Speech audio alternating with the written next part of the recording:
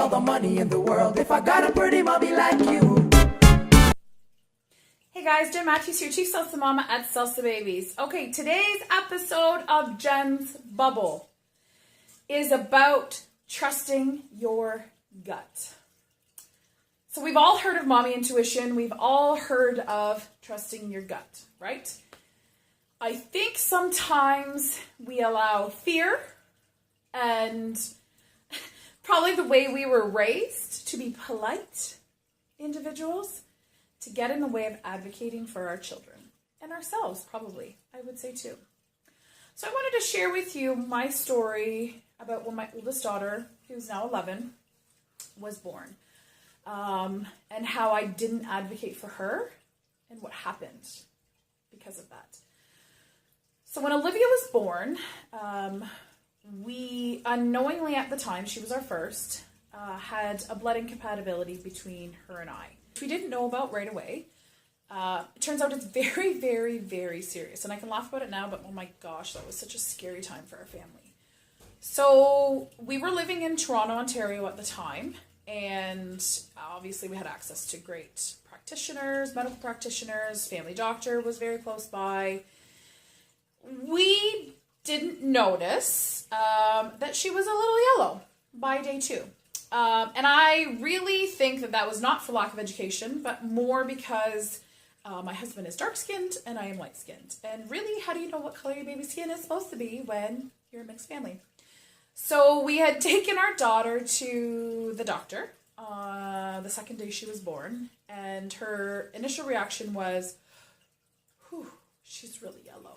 So they tested her, and at that moment, she was very, very jaundiced. She had, her bilirubin at that time was 325.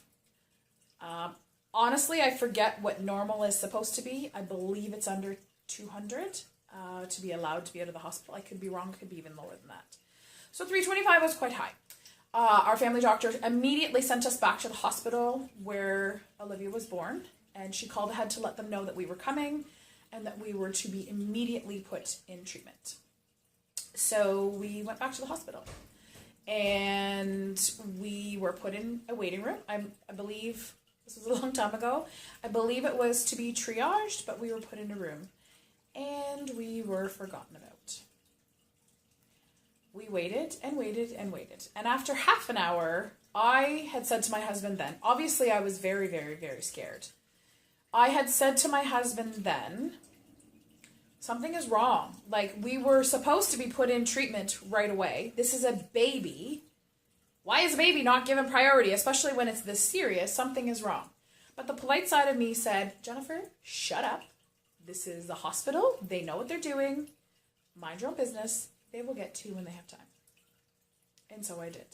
And I cried, and I waited, and I cried, and I waited. And my baby got sicker while we were waiting there.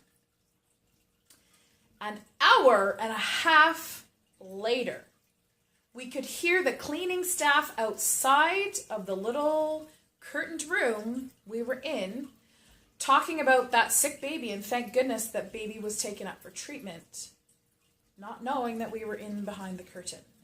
They pulled the curtain open and went, what are you doing here? So they immediately went to go get someone because we had been forgotten about. I should have trusted my gut. I should have went out and said to them, have you forgotten about us? How long are we going to be here? I was told my daughter needs to be treated right away, but I said nothing. So here's what happened after that. It got really bad, really fast. Within 24 hours of us being at the hospital, her bilirubin was up to 475. We were told brain damage starts at 500. Were we scared? Oh my goodness, beyond belief. We have no control. Nothing. There's nothing we can do. They took her in and put her under the lights. They had to put IVs in her. We weren't allowed to be there, etc., etc., etc. Wasn't enough. She was under the lights and it still wasn't enough. Thank my Lord that there was a doctor visiting this hospital from the London Sick Kids Hospital who came in, saw my daughter, and said, did they give her the medication? I had no idea what he was talking about. No, they haven't given her anything. She's been under the light. What do you mean? He said, you are done at this hospital. They are not taking care of you. And he immediately sent us to Sick Kids Hospital in downtown Toronto. We were rushed there by ambulance because this was crisis. My daughter was literally 25 points away from brain damage. And we had soared from 325 to 475 in less than 24 hours. Can you see why I was scared? Right.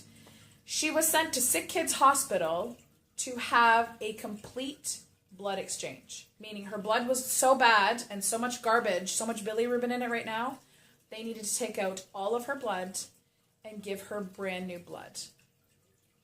I was terrified out of my freaking mind.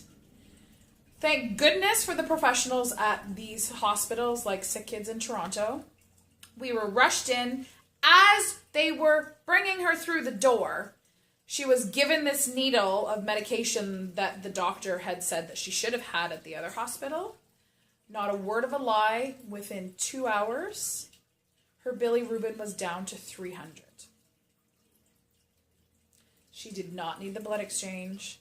She was only in Sick Kids Hospital for 24 hours. They ended up sending us back to this original hospital, which I'm sure, as you can imagine, was the last place I wanted to be. And again, this is a spot where I should have stood up and said, no, I am not taking my child back to that hospital because of what happened when we were there the first time. Either keep me here until she's treated, or we need to figure out something else because I do not trust to go back to that hospital. But I did not, because the polite side of me said, Jennifer, be polite, don't hurt people's feelings. Just go along with what they tell you. They're the professionals, right? I know you know. I know that you know what I'm talking about. I want to encourage you to stand up for yourself. I want to encourage you to advocate for your children. So many times we hear about just do what you're told, doctor knows best, la, la, la, la, la. Which, great, fine. I am absolutely 100% thankful we have the medical system we have in Canada. That's not what the show is about at all.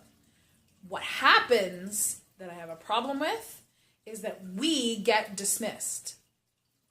We get dismissed as, oh, you're a first-time mom. You don't really know what you're talking about. No. We have the ability to self-reflect with our bodies, to watch our children and notice changes. You need to stand up for yourself and make sure that you are heard. Do not be dismissed. Stand up and advocate for yourself if you feel like it isn't right. It is okay that you listen to yourself. It is okay that you are self-aware of your body and changes, or your baby's body and changes, or your child's body and changes. It is okay to advocate and want better from our systems. Mamas, stand up for yourself. It's not being rude. You can do it in a polite manner that just says, hey, this isn't enough for me. I need more. I know there's something wrong, and I'm not going to leave because we need to get this fixed. Because that's our job, right? Isn't that our job, is to take care of ourselves, keep ourselves alive, and keep our kids alive? Yep, that's our job. Bye, mamas. Have a good week.